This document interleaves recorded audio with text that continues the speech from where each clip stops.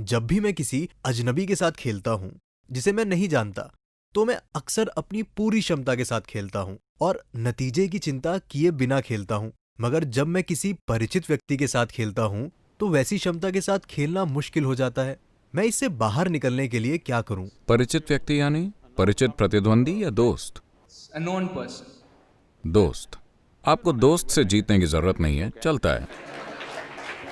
और वैसे भी अगर आप किसी प्रतिद्वंदी के खिलाफ एक गंभीर प्रतियोगिता की बात कर रहे हैं, तो आपको समझना चाहिए कि आपको जितना ज्यादा पता होगा उसके खेलने के तरीके के बारे में, उस व्यक्ति को हराना आपके लिए उतना ही आसान होगा। तो प्रतिद्वंदी कभी भी अजनबी नहीं होना चाहिए।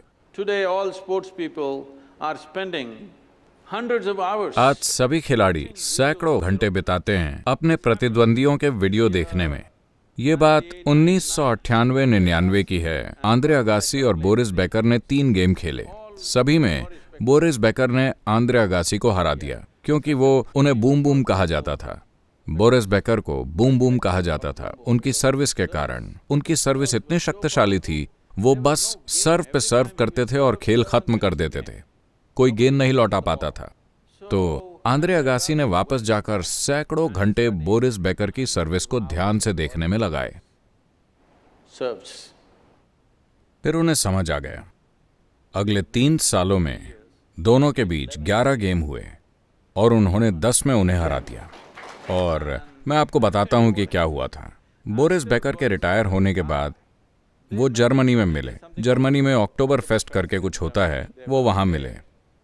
उस समय वो साथ में थे और आंद्रे अगासी ने सोचा कि वैसे भी वो रिटायर हो चुका है, अब मैं इसे बता सकता हूं। ये चीज बोरिस बेकर को बहुत परेशान कर रही थी। उन्हें कोई नहीं हरा पाता था, मगर ये आदमी हावी हो रहा था। तो आंद्रे अगासी ने उन्हें बताया, मैंने लगातार आपके वीडियो देखे और मैंने पाया कि जब भी आप गेंद को बाउंड्री लाइन की ओर सर्व करते हैं, बोरिस बेकर जब भी सर्व करते हैं उनकी जीभ बाहर निकल जाती है, थोड़ी सी। जब वो गेंद ऊपर उछालकर घुमाते हैं उनकी जीभ बाहर निकलती है।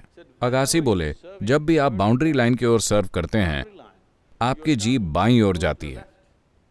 जब आप सीधा सर्व करते हैं वो सीधी निकलती है।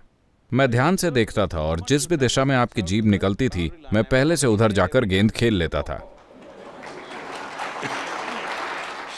तो बोरिस बेकर कुर्सी से गिरते गिरते बचे। उन्हें यकीन ही नहीं हुआ। वो बोले, कई बार मैंने मैच के बाद घर जाकर अपनी पत्नी से कहा है कि लगता है वो मेरा दिमाग पढ़ रहा है, मगर तुम मेरी जीभ पढ़ रहे थे। वो सब बता रही थी।